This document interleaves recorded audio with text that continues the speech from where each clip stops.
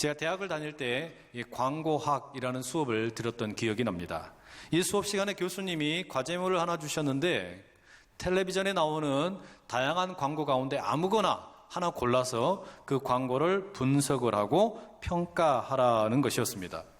저는 그때 텔레비전에 자주 등장하던 광고 중에 하나를 선택을 했습니다. 지금은 단종된 휴대폰 브랜드인 스카이라는 핸드폰 브랜드가 있었어요. 그 광고를 제가 선택을 했어요. 그 광고의 문구가 뭐냐면 It's different. 이건 달라. 이런 캐치프레이즈를 걸고 광고하는 거였습니다. 그래서 우리는 다른 핸드폰 회사와 다르다. 이런 걸 강조하는 내용이었죠. 제가 그 레포트 과제를 작성하면서 나는 이런 광고 마음에 들지 않는다. 혹독하게 비판을 했습니다. 이렇게 다르다는 것을 강조하면서 다른 여타의 회사를 깔아뭉개는 것이 너무 교만하다. 그렇게 썼습니다. 그랬더니 이 교수님께서 제 레포트의 점수를 아주 겸손하게 주셨습니다. 왜냐하면 광고라는 것은 본래 제품을 교만하게 만드는 게 광고의 의도인데 그걸 그렇게 이야기하면 어떡하냐라는 것이었습니다. 여러분, 세상의 모든 상업 광고를 보십시오. 그 중심 주제가 뭡니까? It's different예요. 이건 다르다. 이게 다르니까 당신이 이거를 움켜쥐면, 당신이 이걸 소유하게 되면 당신도 달라져. 그거 이야기하는 게 광고의 본질 아닙니까? 그걸 가지고 지속적으로 어필하는 거예요. 그런데 여러분, 실상 여러분 우리가 광고를 믿고 어떤 물건을 구입해서 써보면 어떻습니까? 사실 별로 다를 것도 없습니다. 해 아래 새 것이 없다라는 말이죠. 그런데 우리가 자꾸만 속습니다. 왜 속습니까? 세상이 그렇게 우리를 유혹을 하고 그런 이야기를 자꾸 듣다 보니까 정말로 내가 뭔가 특별하게 될 것처럼 느껴지는 거죠. 그런 자기 중심적인 왜곡된 사랑을 우리가 붙들고 살게 되는 겁니다. 이런 자기 중심적인 삶의 모습은 교회로도 침투해 들어옵니다. 성도의 삶에도 은밀하게 찾아온다라는 것이죠. 본래 교회는 삼위일체 하나님을 예배하는 곳이고 그렇기 때문에 우리 인생의 중심에는 하나님이 계신다라고 고백하는 곳 아닙니까? 그런데 자기 중심적인 삶을 강조하고 이런 것을 조장하는 세상과 그리고 적그리스도는 이 교회 속에서도 그런 일들을 동일하게 하려고 합니다. 성도를 향한 유혹과 또 미혹을 변함없이 한다라는 말이죠. 그러나 이 미혹이나 유혹은 절대로 우리가 다 알아차릴 수 있을 만큼 대놓고 하지 않습니다. 오히려 훨씬 더 은밀하게 진행이 됩니다. 기도하지 말라고 하지 않습니다. 예배드리지 말라고 하지 않습니다. 헌금하지 말라고 말하지 않습니다. 성경을 읽지 말라고 하지도 않습니다. 그러면 세상과 적그리스도가 우리를 유혹할 때 어떻게 합니까? 네가 원하는 방식으로 하라고 속삭이는 겁니다. 기도해라. 그러나 네가 원하는 거 들어달라고 기도해라. 예배 드려라. 그러나 네가 원하는 방식으로 예배 드려라. 헌금을 드려라. 그러나 네가 원하는 걸 얻기 위해서 헌금해라. 성경 읽어라. 그러나 네가 읽고 싶은 대로 읽어라. 여러분 이렇게 속삭인다는 말이에요. 이런 식으로 세상이 신앙생활 속에 침투해 들어와서 우리의 신앙생활을 어지럽히는 일들이 한두 가지가 아닙니다. 바로 이런 왜곡된 신앙생활을 회복시키시기 위해서 예수님께서 오셔서 말씀하셨죠. 당대에 하나님을 예배한다고 말했지만 사실은 어긋난 길로 잘못된 방식으로 예배하던 사람들을 향해서 예수님 뭐라고 말씀하셨습니까? 하나님의 뜻이 이루어지도록 기도해라. 네 마음대로 예배 드리지 말고 성령과 진리로 예배 드려라. 봉헌을 드리면서 이것을 무슨 세금 내듯이 헌금하지 말고 너의 마음을 쪼개어서 너를 봉헌으로 드려라. 하나님께서 기뻐하시는 일이 무엇인지를 알기 위해서 성경을 읽어라. 이게 예수님이 가르쳐 주신 내용 아닙니까? 이게 단순한 문제처럼 보이지만 사실 여러분 이게 쉬운 일이 아닙니다. 우리는 자꾸 하나님을 길들이려고 합니다. 초월적인 하나님을 자꾸 내 중심적으로 내가 원하는 모습으로 끼워 맞춰서 비틀려고 한다라는 말이죠. 이런 자기 중심적인 신앙생활의 모습이 얼마나 우리를 병들게 하는지 모릅니다. 얼마 전에 제가 책을 하나 읽는데 아주 재미있는 내용이 있었어요. 부유한 교회와 가난한 교회 두 곳에서 동일한 성경 공부의 내용을 진행을 한 겁니다. 그랬더니 그 결과가 사뭇 다르게 나타났습니다. 이 교회에서 다룬 내용이 무엇이었냐면 예수님께서 나병 환자들을 고쳐주시는 내용이었습니다. 그런데 부유한 교회에 속한 참가자들은 이 성경 공부의 결론을 어떻게 맺었냐? 어떻게 하면 우리 주변에, 우리 동네에 살고 있는 나병 환자들과 같은 사람들을 우리가 도울 수 있을까? 이게 결론이었어요. 반면에 가난한 교회의 성도들은 자기 자신을 가리켜서 내가 나병 환자다. 내가 나병 환자 같은 존재다. 그러니 나는 예수님의 긍휼이 필요하다. 예수님의 치유가 필요하다. 이렇게 결론을 내렸다라는 겁니다. 여러분, 이게 무슨 이야기인지 이해가 되세요? 이처럼 여러분, 우리의 영성이라는 것이 세상의 속삭임대로 흘러가게 되면은 자기 중심적인 신앙생활로 곤두박질 치는 것은 순식간에 일어납니다.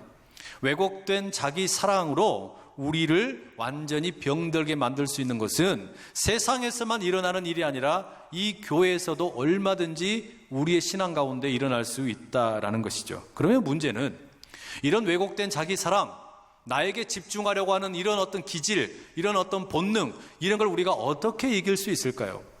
이 왜곡된 사랑으로부터 우리가 어떻게 건진받을 수 있겠냐라는 겁니다. 사도 요한은 그 답을 오늘 본문의 3장 1절에서 3절 가운데 우리에게 들려줍니다. 3장 1절 앞부분에 이렇게 되어 있죠. 보라, 아버지께서 어떠한 사랑을 우리에게 베푸사 하나님의 자녀라 일컬음을 받게 하셨는가? 우리가 그러하도다. 이 사도 요한의 해답은, 하나님께서 들려주시는 해답은 왜곡된 자기 사랑을 회복시키는 방법, 왜곡된 자기 사랑으로 어그러진 영성을 다시 새롭게 하는 방법은 하나님의 사랑을 만나는 것밖에 없다라는 겁니다. 그러면서 오늘 이 구절에서 가장 먼저 주목하게 되는 단어는 어떠한이라는 단어입니다. 본래 이 단어는 출신이 어디인지를 물을 때 쓰는 말입니다. 당신 어느 나라 출신이요? 어느 민족 출신이요? 어느 부족 출신이요? 이런 것을 물을 때 쓰는 말입니다. 그런데 이런 쓰임이 발전하다 보니까 어떤 종류, 어떤 방식, 이런 것을 묻는 문장에서도 이제 활용이 되게 되었습니다. 그러면 1절 앞부분에 나오는 이 이야기는 어떻게 우리가 읽을 수 있겠습니까? 하나님 아버지의 사랑이라는 것이 어떤 방식인지, 어떤 종류인지, 어떤 차원인지 주목하라라는 말입니다. 잊지 말라라는 이야기죠. 보라, 하나님께서 어떤 방식으로 우리에게 사랑을 베풀어 주셨는지, 보라, 하나님의 사랑이 어떤 종류의 사랑인지, 보라, 하나님 아버지의 사랑이 어떤 차원인지를 알아라 라고 이야기해주고 있는 겁니다. 달리 말하면 여러분, 자기 중심적인 이 삐뚤어진 사랑으로부터 우리가 치유받을 수 있다라는 말입니다.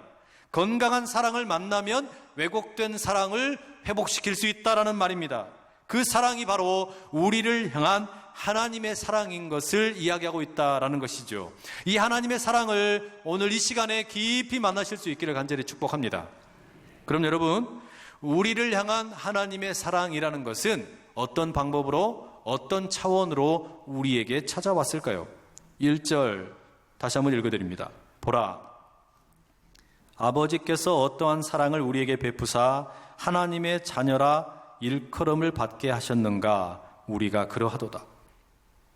우선 이 하나님의 사랑에 대해서 사도 요한이 들려주는 첫 번째 이야기는 하나님의 사랑은 불러주는 사랑이라고 말합니다. 성경에 일컬음을 받게 하셨다라고 번역을 해 놓았는데, 이게 쉽게 이야기하면 하나님께서 우리를 부르신다라는 말입니다. 이 부른다라는 말을 헬라어로는 칼레오라고 부르는데요. 이 칼레오라는 말의 원뜻은 큰 목소리로 부른다라는 뜻입니다. 누구나 알아들을 수 있게 큰 목소리로 동네방네 떠들면서 부르는 거예요. 여러분, 하나님께서 이렇게 나를 부르신다, 하나님께서 불러주시는 이 사랑이 자기 중심적인 사랑과의 차이점이 뭘까요? 왜곡된 자기 사랑이라는 것은요, 결국은 뭐냐면 내가 나를 부르는 겁니다. 내가 나를 부르는 거예요. 내가 이런 사람이야.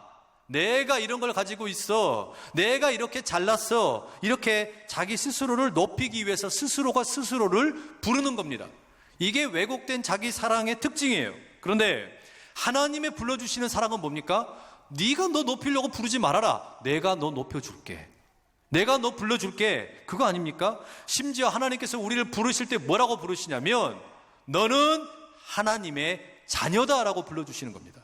너는 이 천지를 창조하신 창조자의 자녀다. 너는 이 온 세상을 운행하시는 전능자의 자녀다.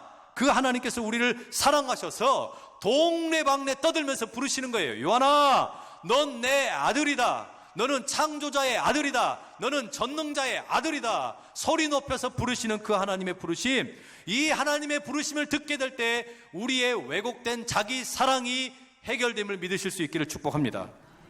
여러분, 이 사랑을 경험을 하는 사람은 누구나 다 살아나게 되는데요, 왜곡된 자기 사랑에서 하나님의 이 부르심을 경험하고 회복된 대표적인 인물이 누구냐?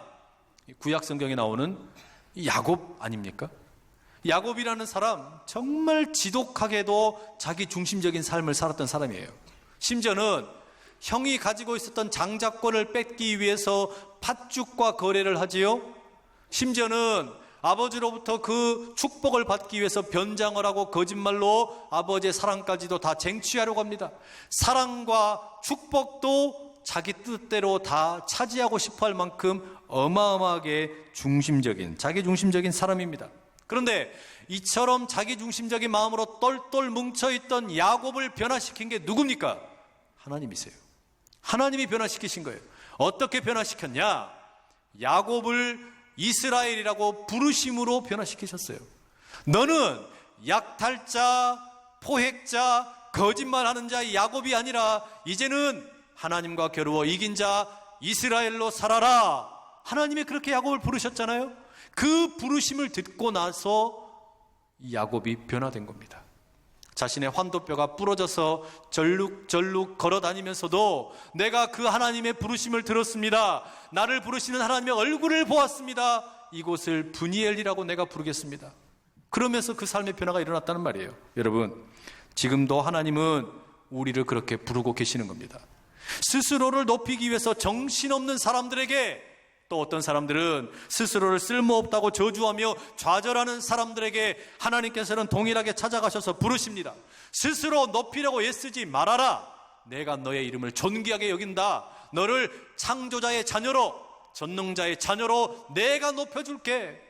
또 스스로를 저주하지 말아라. 내가 너를 자녀 삼았는데 누가 감히 너를 깔볼 수 있겠느냐? 내가 너와 함께한다. 진정한 사랑과 회복을 경험하라. 이 부르심에 귀 기울이심으로 인하여 왜곡된 자기 사랑이 회복되는 역사가 있기를 간절히 축복합니다. 하나님의 사랑이 어떤 것이냐? 이어지는 1절에 사도 요한은 또 우리에게 이렇게 들려줍니다.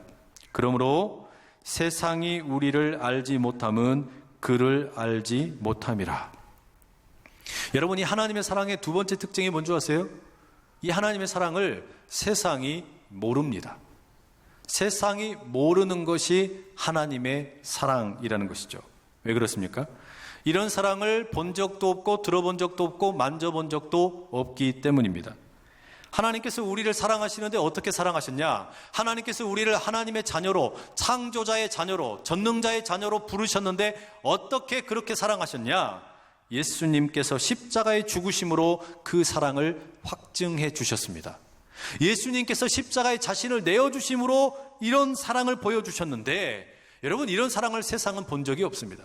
세상에서는 이런 사랑을 한 번도 경험해 본 적이 없습니다. 때문에 세상과 적그리스도는 하나님의 이런 사랑을 자꾸 왜곡을 합니다. 자기들이 이해할 수 있는 방식으로 하나님을 왜곡하죠.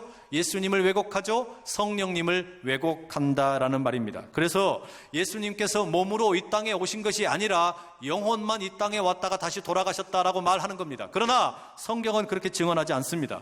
예수님께서는 분명히 이 땅에 몸으로 오셨다라고 말하는 거예요. 왜 예수님께서 이 땅에 몸으로 오셨냐? 그 몸으로 오셔서 십자가에서 죽으심으로 우리를 향한 하나님의 사랑을 확증하기 위해서 몸으로 오셨다라는 겁니다. 만약에 예수님께서 이 땅에 몸으로 오신 것이 아니라 영혼으로만 오셨다면 십자가에 달려 돌아가실 필요가 없으셨지요. 그러나 몸으로 오신 예수님께서는 우리를 향한 그 사랑을 확증해 주시기 위해서 친히 십자가에 달려 돌아가셨다라는 겁니다. 만약 우리가 예수님을 영적인 지식으로만 알거나 혹은 예수님이 이 땅에 몸으로 오신 것을 모른다면 우리는 그 희생, 그 하나님의 사랑을 여전히 모르고 있는 것과 똑같습니다. 세상은 여러분, 이 십자가에서 보여주신, 예수님께서 확증하여 주신 이 사랑을 전혀 알 길이 없습니다. 십자가의 생으로 사랑을 왕성하신 이 하나님을 모릅니다. 그 사랑을 받아들이지를 못하는 거예요. 이처럼 세상은 하나님의 사랑을 받아들이지 못하고 예수님의 십자가의 죽으심으로 보여주신 그 사랑을 이해할 수가 없습니다. 때문에 그 하나님의 사랑을 노래하고 그 하나님의 사랑을 붙들고 사는 우리를 또한 모를 수밖에 없다라는 것이죠. 그럼 여러분, 제가 이렇게 되묻겠습니다. 내가 하나님의 자녀가 되었는데, 내가 예수님의 그 십자가의 죽으심으로 인하여 하나님의 그 확증해 주시는 사랑을 경험을 했는데, 혹여 세상이 나를 몰라준다고 서운하십니까? 세상이 나를 몰라준다고 서운한 마음이 드세요? 하나님께서 나를 하나님의 자녀로 삼아주시는 이 큰 사랑을 경험했는데 세상이 나를 좀 알아주지 않는다고 그게 그렇게 섭섭한 마음이 드세요?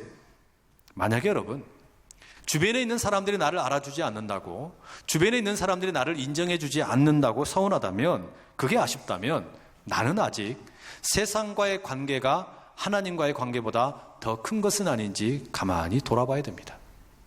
하나님과의 관계보다 세상과의 관계, 사람들로부터 인정받는 것이 더 크기 때문에 서운한 마음이 있는 건 아니냐 이 말이에요. 도리어 여러분, 세상이 모르는 하나님이 내게 확증해 주신 이 사랑을 아는 사람은 점점 더 자신의 삶이 변화되는 것을 경험하게 됩니다. 세상이 몰라줘도 하나도 서운한 게 없어요. 세상이 나를 좀 몰라줘도 그것 때문에 안타까움이 하나도 없다라는 말입니다. 그 은혜가, 이런 하나님의 사랑이 여러분의 삶 가운데 깊이 임하실 수 있기를 축복합니다. 1970년대, 80년대에 한국의 최고의 카피라이터로 이름을 날린 이만재라는 분이 계십니다. 이분이 만든 여러 가지 광고 문구가 많죠. 손이 가요, 손이 가, 응엉엉의 손이 가, 이런 것도 있고요. 무슨 참치 살코기 캔, 이런 것도 있고요. 사나이 울리는 먼 심은 나면, 이런 것도 있고, 이런 것들이 아주 다 이분이 만든 겁니다. 그런데 이렇게 아주 잘 나가던 분이 40대 후반에 가수 윤형주 분으로부터 전도를 받게 됩니다. 그리고 예수님을 믿게 된 거예요.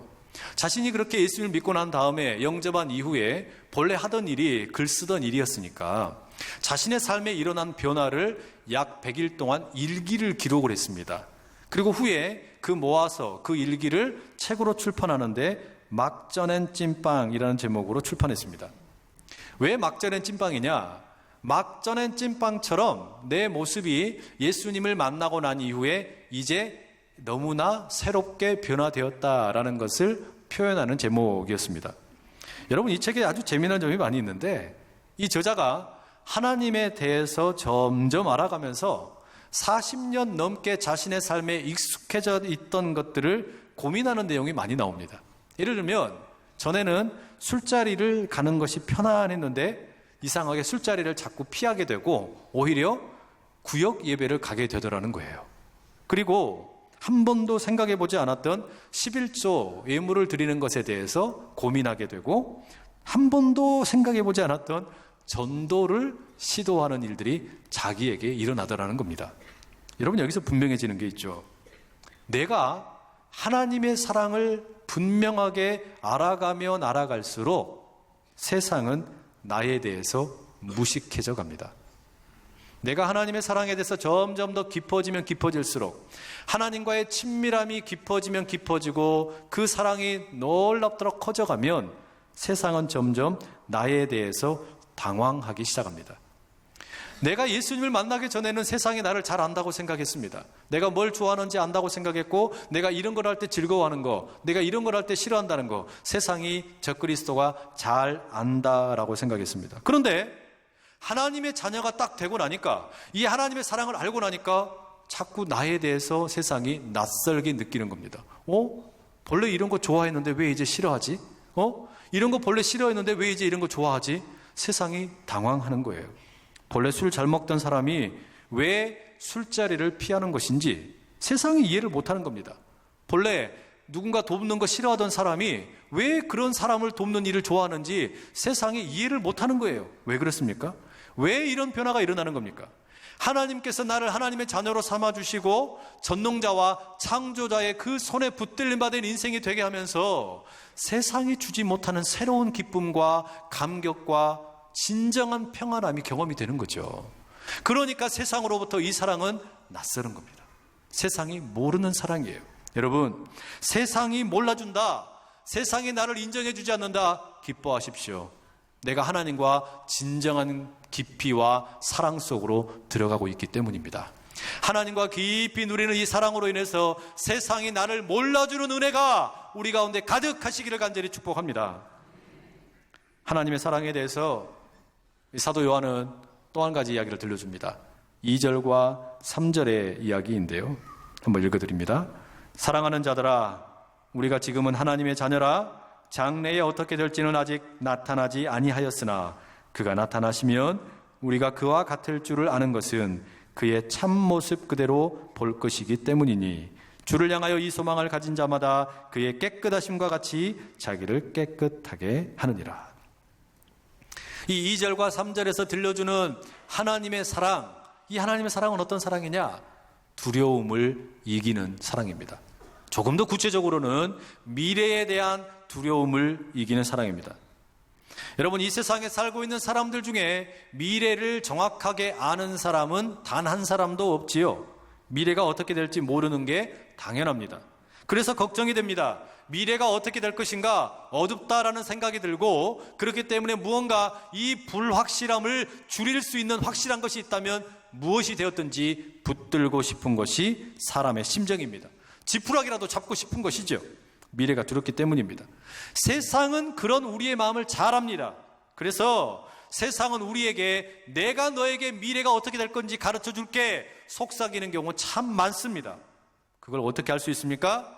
이렇게 최첨단 과학 문명이 발전한 시대에 살고 있지만 여전히 우리는 오늘의 운세가 어떠할 것인지, 결혼을 준비하는 상대방과 내가 궁합이 잘 맞을 것인지, 새롭게 시작하려고 하는 이 사업이 성공할 것인지, 정치판에서 내가 과연 선거를 해서 이길 수 있을 것인지, 이런 것들을 알기 위해서 어떻습니까? 최첨단 문명의 이익인 스마트폰에서 운세를 검색하고, 계룡산 출신의 처녀보살이나 지리산 출신의 용궁마님이나 태백산 출신의 동자도령을 찾아갑니다.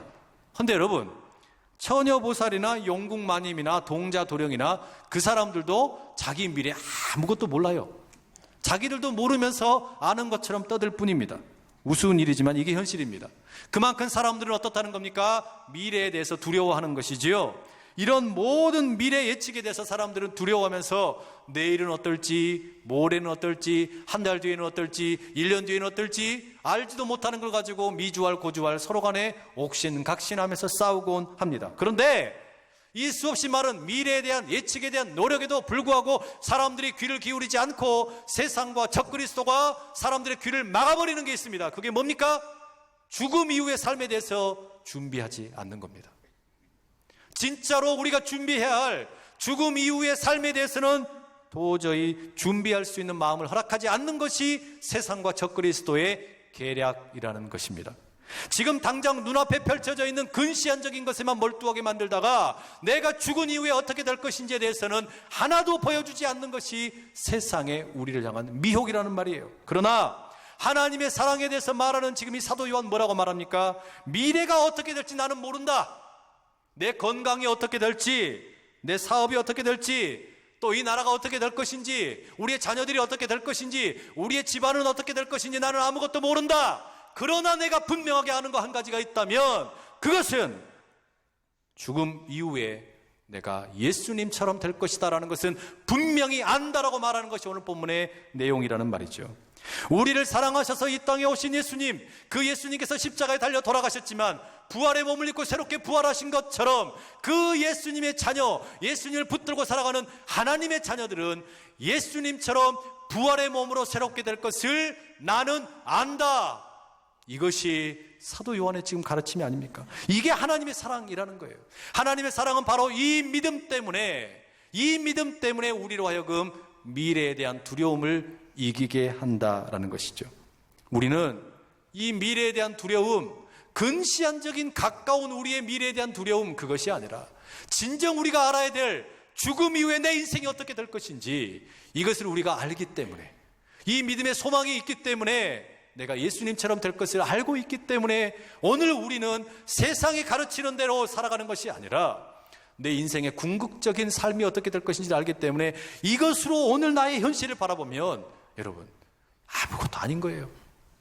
이 땅에 내일 모레 한 달 뒤에 1년 뒤에 무슨 일이 펼쳐질 것인지 그거 그다지 중요하지가 않다라는 말입니다. 내가 죽은 뒤에 예수님의 자녀로서, 하나님의 사람으로서 어떻게 될 것인지를 내가 알기 때문에, 이 소망이 있기 때문에 지금 내 눈앞에 펼쳐져 있는 일들을 세상이 이야기하는 것처럼 자기 중심적으로 살아가지 않는다라는 말입니다. 부활의 소망이 있는 자는 오늘 이 현실을 넉넉히 이기는 믿음의 사람이 되는 줄로 믿습니다.